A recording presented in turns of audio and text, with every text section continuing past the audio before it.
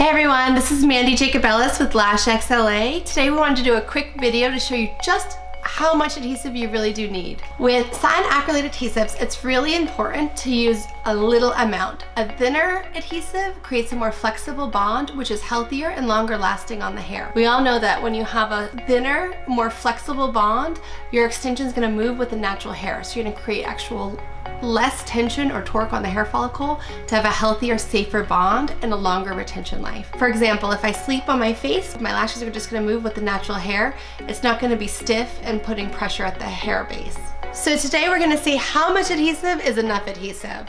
One drop like this should be enough to do a full set. If you're using more, you're using too much. For volume lashes, you're going to create your fan. Go straight down to the adhesive. You don't want to hit the back of the fan into the glue because you're going to wick up extra glue and then you end up with a Y. You want a nice V pattern. You're going to isolate your hair and hold it for 2. When you have the right amount of adhesive, you should be able to let go and your fan not collapse. If your fan's collapsing or sliding off the hair, that means you're using too much adhesive. So you're going to straight down about the amount of the tip of a ballpoint pen. Isolate your hair and then hold it. Beautiful. So I actually like to go through the adhesive all the way to the tip of my tool so the entire lash is coated. But notice there's no beading. There's maybe a little bit at the end.